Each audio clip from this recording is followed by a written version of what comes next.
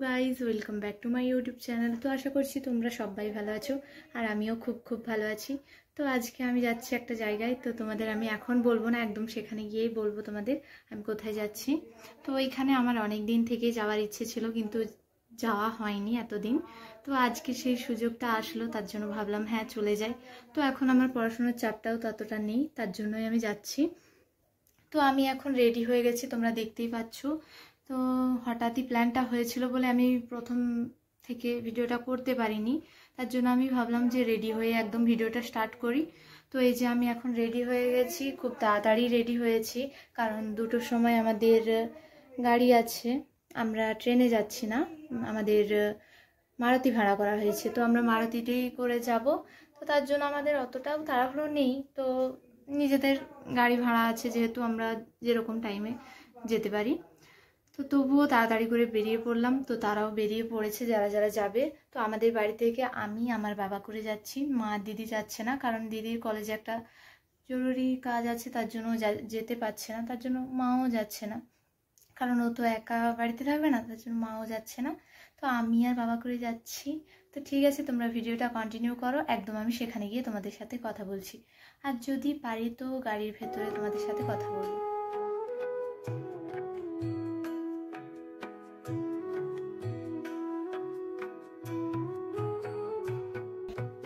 তো গাইজ এখন আমি সব ব্যাগপত্র নিয়ে বাড়ি থেকে বেরিয়ে পড়লাম যাওয়ার জন্য। তো আমাদেরকে সেইখানে যেতে হবে যেখান থেকে আমাদের গাড়িটা ছাড়া হবে, তো সেইখানকে আমাদের যেতে হবে, সবাই সেখানকেই আসবে। তো একটু মনটা খারাপ হচ্ছে আমার যে একা একাই যাব, মা দিদি যাচ্ছে না।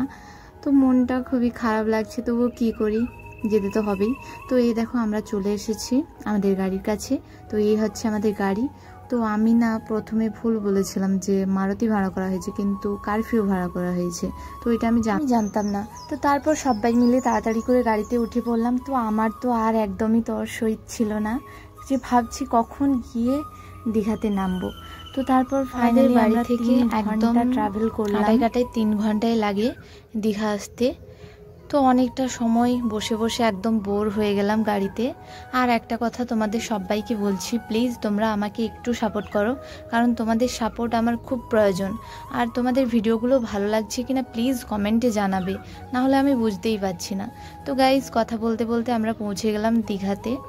তো এসে নেমে পড়লাম প্রথমেই, তারপর সবাই তো চলে যাচ্ছে এধার ওধার করে হোটেলে রুম খোঁজার জন্য। তো অনেকক্ষণ, প্রায় 1 ঘন্টা ধরে আমরা দাঁড়িয়ে আছি, রুম পাওয়া যায়নি বলে। রাত হয়ে গেল একদম। আমরা 2টোর সময় উঠেছিলাম গাড়িতে, আর 5টা 5-এ আমরা নেমে পড়েছি এখানে। তো তারপর ফাইনালি একটা রুম পাওয়া গেল। তো একদম ছোট্ট রুম এখানে। আর তোমাদের সবাইকে বলছি, আমি তো দীঘা আসার আগে ইউটিউবে দেখেছিলাম, বলছে একজন 450 টাকা করে নিচ্ছে রুমে, এসি পাখা সব কিছু রয়েছে আর খাবার ফ্রি। কিন্তু আমরা এখানে এসে দেখলাম যে আমাদের এই রুমটা নিয়েছে 900 টাকা। তো তোমাদের সবাইকে বলছি, কেউ একদম ইউটিউবে ভরসা করবে না, যারা যারা বলছে সবাই ফেক বলছে। তো তারপরেই ফ্রেশ হয়ে চলে এলাম একটু সমুদ্রের ধারে।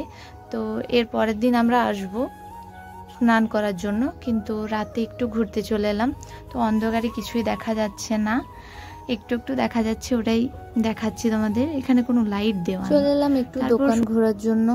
তো একজন কাকিমা বলল যে আমি শাঁখ নিয়ে যাব বাড়িতে। তো এইখানে আমি শুনেছি দীঘার শাঁখ বা শাঁখা এগুলো খুব সুন্দর হয়, কিন্তু আগে হয়তো সুন্দর ছিল, কিন্তু এখন একদম খারাপ হয়ে গেছে। একটাও দোকানে আমাদের শাঁখ পছন্দ হয়নি। তো তারপর অন্য দোকানে চলে গেলাম দেখার জন্য। তারপর ফিরে চলে এলাম রুমে, আবার রেডি হয়ে আমরা যাব এখন তারকেশ্বর।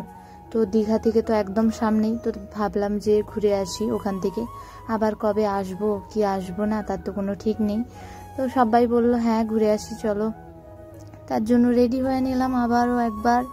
তো এখানে আয়না দেওয়া আছে, আমি তো ভাবলাম এখানে তো আমার কেউ ক্যামেরা ধরার নেই, তো আমাকেই সব কিছু করতে হবে। আমার দিদি তো আমার সাথে আসেনি, তার জন্য এই আয়নাটাতেই করে নিচ্ছি। তারপর আবার চলে এলাম তারকেশ্বরে। তো এখানে সেই কাকিমাটা বলছে আমি পূজা দেব। তো তো তারপর কাকিমা গেল পূজা দিতে। আমরা বললাম যে আমরা এখন বাইরে ভেতরে চারদিক ঘুরে দেখছি, তুমি পুজোটা দিয়ে দাও। তো এখানে অনেকটাই ভিড় ছিল, কিন্তু তাড়াতাড়ি পুজোটা হচ্ছিল। একেবারে 10 জনের পুজো হচ্ছিল, তো 10 জন পুরো বেরিয়ে যাচ্ছে মানে ভিড়টা তাড়াতাড়ি কমে যাচ্ছে।